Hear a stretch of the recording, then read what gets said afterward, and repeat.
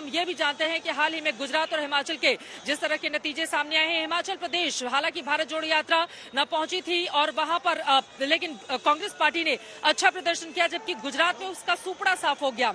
ऐसे में बहुत जरूरी हो जाता है 2024 के मद्देनजर उन तमाम राज्यों में जहां पर खाता भी नहीं खुला था कांग्रेस का, वहां पर भारत जोड़ो यात्रा के जरिए अपने आप को मजबूती का संदेश दे, और जहां जहां कांग्रेस के मुकाबले क्षेत्रीय पार्टियां भी मजबूत होती हुई चली जा रही हैं, वहां पर कांग्रेस पार्टी एक मजबूत विकल्प के तौर पर, क्योंकि उत्तर प्रदेश से हम शुरुआत कर ले। देखिए, राजधानी दिल्ली में जिस जगह पर यह यात्रा भारत जोड़ो अलग अलग हिस्सों से गुजरती हुई, अपार जन समर्थन यहां पर उमड़ा हुआ है राहुल गांधी को सपोर्ट करने के लिए। लेकिन जब भी चुनाव में परिणाम की बात आती है तो फिर कांग्रेस पार्टी अपनी उम्मीदों के हिसाब से प्रदर्शन नहीं कर पाती है। लोकसभा चुनाव में पूरी की पूरी दिल्ली की सीटें बीजेपी को चली जाती हैं, जबकि विधानसभा में अगर हम देखें बीते 8 सालों में आम आदमी पार्टी की यहां पर सरकार है। अरविंद केजरीवाल न सिर्फ राजधानी दिल्ली से कांग्रेस पार्टी को हटाकर यहां पर अपने मजबूत पैठ जमा चुके हैं, बल्कि पंजाब में भी, पंजाब जो कि कांग्रेस पार्टी का गढ़ कहा जाता था, वहां पर भी आपको बताते चले कि अरविंद केजरीवाल का जिस तरह का प्रदर्शन रहा है, और राहुल गांधी की ओर से गुजरात के संदर्भ में इसी भारत जोड़ो यात्रा के दौरान बयान भी दिया गया था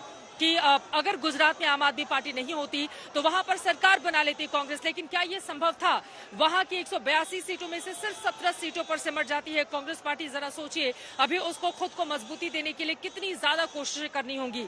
लेकिन यकीनन दिल्ली के अलग अलग हिस्सों से अपार जन समर्थन के साथ राहुल गांधी की ये यात्रा अलग अलग हिस्सों से गुजरती हुई आगे की ओर बढ़ रही है। ऐसे में दिल्ली की पूरी लोकसभा पर क्या इसका असर देखने को मिलेगा? उत्तर प्रदेश, अब दिल्ली के बाद ब्रेक लेगी ये यात्रा, उसके बाद उत्तर प्रदेश जाएगी। उत्तर प्रदेश के अलग अलग हिस्सों में क्या इसका उस तरह से ही समर्थन मिलेगा जैसे कि हमने दक्षिण भारत में देखा है? राहुल गांधी के समर्थन में लोग उमड़े हुए थे। ये वो उत्तर प्रदेश है जहां पर 80 लोकसभा की सीटें आती हैं, 403 विधानसभा की सीटें आती हैं।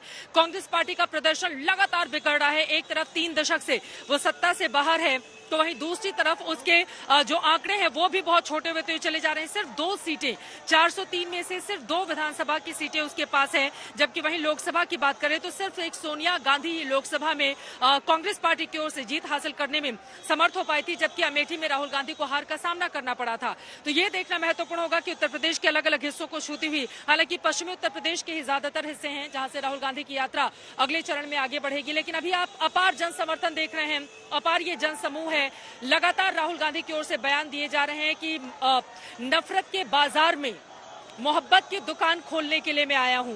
तो ये मोहब्बत की दुकान जो वो खोलने के लिए आए हुए हैं, क्या जनता की भी मोहब्बत उनको मिलेगी? ये देखना महत्वपूर्ण रहेगा। क्या हमारे संवाददाता हमारे साथ जुड़े हुए हैं उनसे अलग अलग हिस्सों से जरा हम तस्वीरों के जरिए सवाल ले सकते हैं कि इस अपार जन समर्थन के जरिए राहुल गांधी क्या वास्तव में अपने पैर दिल्ली में, उत्तर प्रदेश में, बाकी हिस्सों में जमा पाएंगे? क्योंकि एक तरफ उत्तर प्रदेश जैसा बड़ा राज्य है, इसके अलावा अगले साल जिन राज्यों में विधानसभा के चुनाव होने हैं, 9 ऐसे राज्य हैं जहां पर विधानसभा के चुनाव होने हैं। शुरू में उत्तर पूर्व के राज्यों में होंगे और उसके बाद कर्नाटका भी काफी ज्यादा अहम हो जाता है। कांग्रेस पार्टी कर्नाटका में अच्छा करने की उम्मीद कर रही है, लेकिन क्या ऐसा संभव हो पाएगा? उसके बाद छत्तीसगढ़ जहां पर भूपेश बघेल की कांग्रेस की सरकार है, राजस्थान अशोक गहलोत और वहां पर सचिन पायलट, वहां पर लगातार हम सब ने देखा बीते दिनों किस तरह से गुटबाजी का एक दौर भी चला। हालांकि राहुल गांधी जब राजस्थान पहुंचते हैं तो बैलेंस कर पाने में कामयाबी हासिल करते हैं। दोनों के साथ ही एक से बढ़कर एक जिस तरह की तस्वीरें सामने आती हैं, जिसके बाद माना जा रहा है कि कम से कम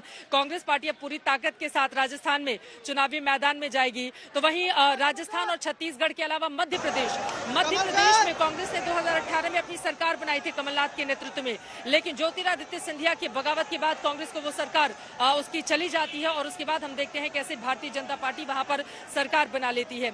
ऐसे में तमाम वो राज्य हैं जहां पर एक तरफ भारत जोड़ो यात्रा तो वहीं दूसरी तरफ वोट जोड़ो यात्रा, क्या इसमें कामयाबी मिलेगी कांग्रेस पार्टी को? ये देखना महत्वपूर्ण रहेगा। लेकिन दिल्ली के अलग अलग हिस्सों से इसी राजघाट पर आपको बताते चलें कि राहुल गांधी कुछ ही देर में पहुंचने वाले हैं और यहाँ पर भी तैयारियां पूरी की जा चुकी हैं। दिल्ली के जिन जिन हिस्सों से गुजरते हुए वो आगे बढ़े हैं, उन हिस्सों को कांग्रेस के कार्यकर्ताओं ने बखूबी सजाए हैं। कहीं बलून लेकर तिरंगे के रंग में उनका स्वागत किया जा रहा है, तो कहीं बड़े बड़े होर्डिंग और पोस्टर के जरिए उनका वेलकम किया जा रहा है।